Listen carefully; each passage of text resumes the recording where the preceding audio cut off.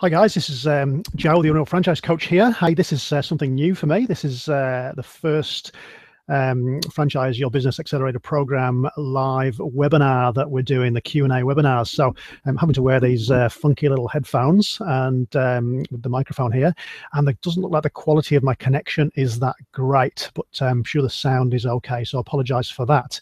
So hey, listen, let's see, I've got anybody on? Yeah, just one person on at the moment, and more people will come on as time goes on, I'm sure. Listen, so as you know, each sort of week to 10 days, I'm going to be doing one of these webinars. You submit questions by email as you go through the course content, and then I will answer the questions on the webinar, and I'll also, as I record these, we'll put them up onto the Q&A section in the course content as sort of module number 5, if you like, and they'll all be there as a library to watch. I think just a sort of a little bit of a rundown about what you're looking at here on the right hand side. I think you'll have a little section where you can actually ask questions live, and so we can interact as we go along. And so if we get any questions like that, I can answer them. But if we don't get any, I'll just continue on with the questions that I've got. Now, I've got a page of questions here. I actually only got 3 this week, so this might be a fairly short webinar, but we'll get stuck into it and see how we go. And you can always watch this. This is kind of uncomfy on my head, but never mind. I should have had a shave. I can see I've got a few whiskers there. All right. Hey, listen, Mike's put a question on through. It's not really so much about the course content, but it's about trademarks. What's trademarks all about? Is it worth getting a trademark? What's the benefit of getting a trademark and that kind of thing? Well, I've got a little bit of experience on trademarks over the years, so all I can really give you is my experience. And trademarks come in a number of different sort of classifications, if you like. You can either get a word trademarked, or you can get a logo trademarked, or, that kind of thing. It's different to a patent, where a patent is like an invention. A trademark is just it's usually just a word or sort of business name, that kind of thing. So the example I can give you is we had the word Grout Pro trademarked a number of years ago, and we went through a trademark lawyer, which I would highly recommend. Somebody who's a specialist in this kind of thing. In New Zealand here, we used a company called what was it called, Zone IP, out of Wellington, and they had to do a number of things. Obviously we had the word Grout Pro, and we wanted to trademark that in the tile and grout industry and the home services industry. So that was called a class. Now I can't remember the number of the class. It was 30 something. So we wanted to be able to have exclusive use of that word in our class. So the process we had to go through, there was a search. So IPONZ is the thing. You can search that under Google, or it's IPONZ, Intellectual Property Office, New Zealand. And so we paid the lawyers about $300 to do a search to see if anybody else was using the word Grout Pro. After a period of time, there was nobody using that, so that we were then allowed to apply for a trademark under that name. So there was a whole lot of paperwork that had to be completed. Then the name had to be gazetted or advertised to see if anybody disputed that name Grout Pro in that class. So there was a period of time, I think it was about 4 to 6 months, that time frame, and because nobody disputed that over that period of time, then we were allowed to use that trademark. So first of all, we were allowed to use a TM above the word Grout Pro on all our marketing material and our logos, and then after that 6 months had expired, we then were allowed to use a little R in a circle above the name, which meant that was a registered trademark. So nobody was allowed to use the word Grout Pro in any tile, grout, home services industry type arrangement. And not that stops them though. I'll come to that in a minute. So that's trademarking a word. Now we also had a business called Deck and Fence Pro, and we tried to trademark the word Deck and Fence Pro, but we're told we couldn't be able to do that. It was either too descriptive or not descriptive enough. So what we did there, we trademarked the logo. So the logo was the fonts and the colors and the style of the logo. So we did exactly the same process, but rather than the word, it was the actual logo, Deck and Fence Pro. So looking back, was it worthwhile getting a trademark? Well, yes and no, really. The pros were that you've got a trademark, so it's kind of valuable. It's got intrinsic value, the trademark. So if you come to sell your business in the future and you have your business trademarked, and that does have some value to it, because it means competitors, in theory, are not allowed to use your business name. But in reality, what it comes down to, and this is a prime example of this, is like Google AdWords and things like that. Is it's easy for your competitors to choose your business name as a word that they use to in their search words for Google AdWords. So what I mean here is, it was very easy for somebody to use the term Grout Pro in their search terminology if they were offering any similar services, and it happens all the time. A few years ago, Google were quite onto trademark infringement, and you could actually, if somebody was using your name in their search terms so that their advert showed up ahead of your business, you could actually complain to Google, and they would sort that out. But they stopped that about 3 years ago. So prime example is I'm a part owner of a company called Unreal Grass, which is one of the largest importers and distributors of artificial grass products in the country. And so Unreal Grass, it's quite a unique sort of name, but we know that our competitors are using the word Unreal Grass as one of their search terms in their Google AdWords account. So if somebody sees one of our adverts on the TV or online, or like Google Unreal Grass, their adverts are showing up ahead of our name. So it's really bloody frustrating, because that's an infringement on a trademark. However, Google these days will do nothing about it. So it's just become a tit for tat war, really. So now we use their search terms, their business names, as under our Google AdWords search terms. So somebody is Googling such and such grass or such and such turf, we show up ahead of them. So it's a bit of a pain. It's but to complain, to try to do anything about it, all you're going to do really is make the lawyers rich, because it's not a crime, so it doesn't come, it's not illegal crime wise. It's a civil matter, and all you've got to do is get lawyers. Your lawyers fight their lawyers, and they fight back, and backwards and forwards and backwards and forwards. And the only people that win are the lawyers who are charging incredibly high fees to try and fight that. So yes, there's benefits to it. There's pros and cons. If you're going to go down that track, find a trademark lawyer. The ones that we use were called Zone IP out of Wellington. They don't know I'm recommending them. They did a good job for us, but there have been numerous intellectual property lawyers around. So I hope that answers the question on trademarks. Moving on. Hey, if you've got any more questions on this, you can type into the chat, or you can, if you're watching this recorded version of this, you can just send us an email, and I can elaborate further on further Q&As, or even send you a quick email back to answer any of these questions. Okay, so moving on, the next question I've got on my list here is about gym memberships, and more importantly, it's around franchise fees for gyms. If this person's got thinking of doing a gym franchise, they've got a successful gym already, they're wondering how to go about setting franchise fees for gyms. Is it a flat rate monthly fee? Is it going to be a percentage of revenue, or how to do it? Well, I've done a little bit of research into this, and from what I can gather, probably the most common way of collecting fees now is neither a flat rate fee or a percentage of revenue. It's based on a per member. So what do I mean here? There's quite a lot of these sort of 24-hour opening hour gyms, in the suburban shopping mall areas, very popular these days. And what they're doing is, because they have sort of a lesser service, they're not open all the time, they're not open, not have staffed hours all the time, and a lot of them don't have classes and things.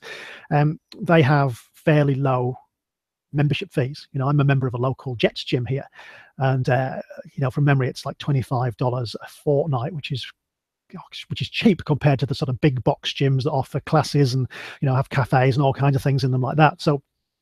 And this particular question has come from somebody who's interested in, in having one of these smaller studio type gyms. So to use an example, a small suburban gym in a suburban area, let's say it's got 500 members. That would be quite a small membership for a gym. Let's say it's got 500 members. You want to be charging that franchisee or that franchise outlet somewhere between $1 and $2 per week per member, depending on the cost to become a member. The cheaper it is to become a member, the lower cost you should be charging your franchisees, and conversely, so it's more expensive, the more expensive you can afford to charge. But it also does your fees need to reflect on what services you are providing for that fee. If you're providing very minimal support services, well, it's probably going to be quite minimal, a minimal fee, and the more support you've got providing, the more you've got to charge to cover those costs and your profit for providing those services. And they should be fairly easy to collect those fees and easy to monitor, because you'll have a centralized sort of CRM, a customer relationship management system. So when anybody signs up to that particular local franchise gym, you'll have a centralized system where you can see that they're a member, what level they're on. Are they on a full membership, a student membership, or perhaps a retirees membership, that kind of thing. Are they only allowed to come in staffed hours, or can they come in for the whole amount of time even when it's unstaffed? There'll be different membership levels, and your fees will reflect that.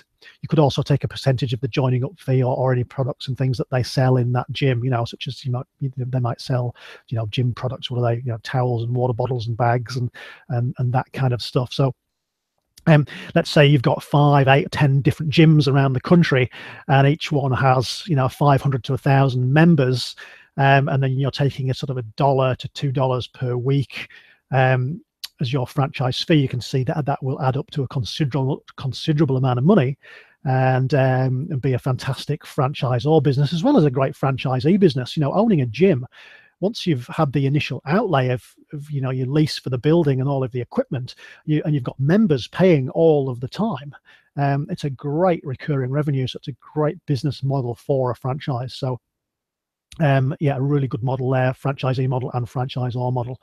You can see how the weekly fees would add up significantly and pretty quickly as people join. But also you've got people that leave the gym. It depends if you've got a contract for a set amount of time. A year is quite common, but a lot of the smaller 24-hour gyms, I've done away with contracts, because it's a real good sort of sales tactic to get people in to the gym on a no contract, so they can cancel any time. And a lot of them forget to cancel, but you just keep on collecting the money. So yeah, I hope that answers that question. Another thing about gyms is you should also be taking a marketing levy or a marketing fee, and again, this can be on a per member basis.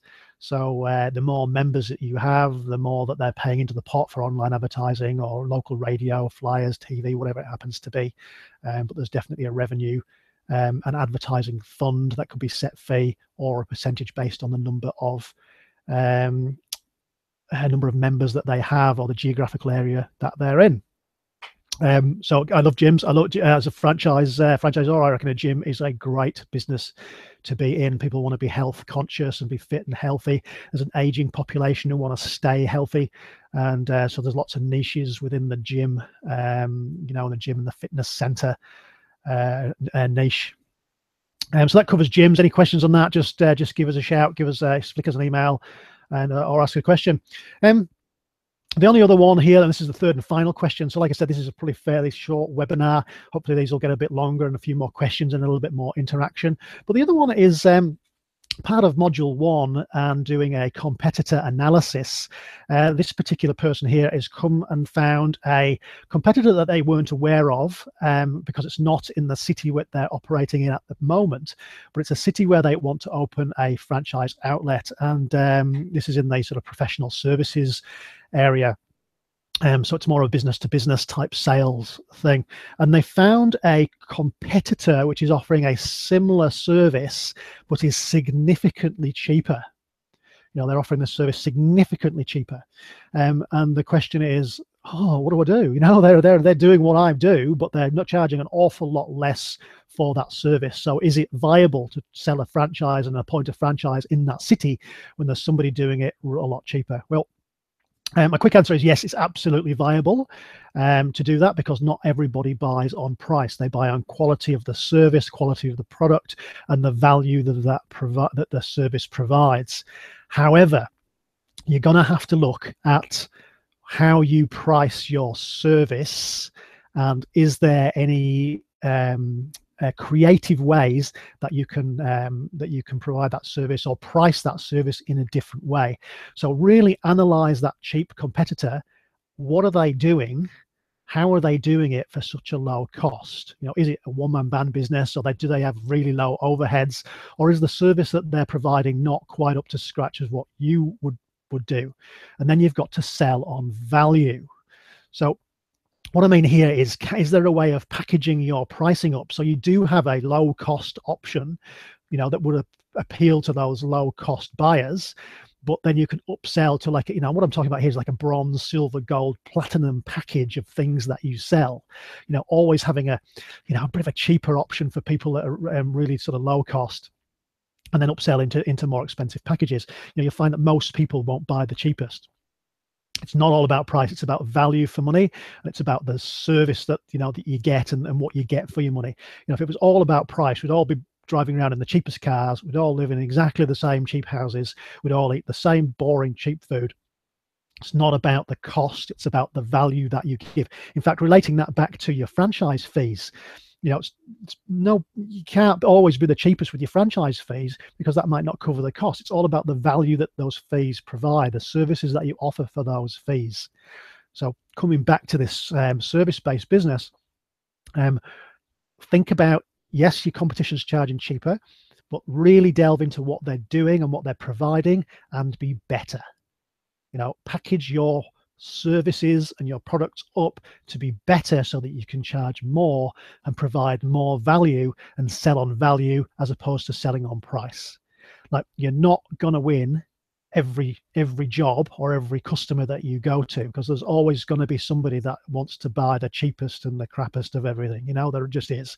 But there's also a huge percentage of the population in business and domestic markets that will always buy the best of what you've got to offer. They're the people that will always buy the platinum package. They're the ones that always buy the brand new cars, always want the best of everything. And then a large percentage of people that are in the middle that can see the difference between you and your cheap competitor. You provide more value. Yes, it's more money, but you're providing more value to them, and they're getting a better outcome from buying your particular service. So you might just need to tweak your business model ever so slightly, and your pricing ever so slightly, and have a scaled price. That sort of bronze, silver, gold, platinum is a prime example. You could name them something different. Ultimate package as opposed to basic. That kind of thing, and sell your services in that way. And you might have to make some adjustments to the way that you sell, your website, that kind of thing.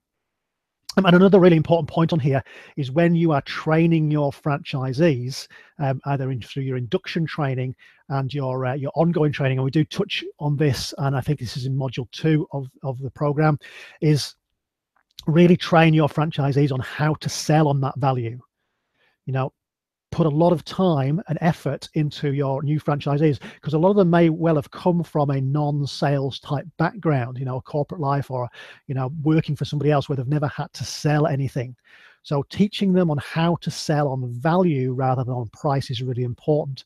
And how you can do that is by doing a lot of role playing and having scripts and dialogues documented and written down so that they learn the words to say when they're dealing with their customer, when they're in that one-on-one sales environment, and also how to deal with the objections that they're going to get from a potential customer who says, well, XYZ business down the road does it for half the price.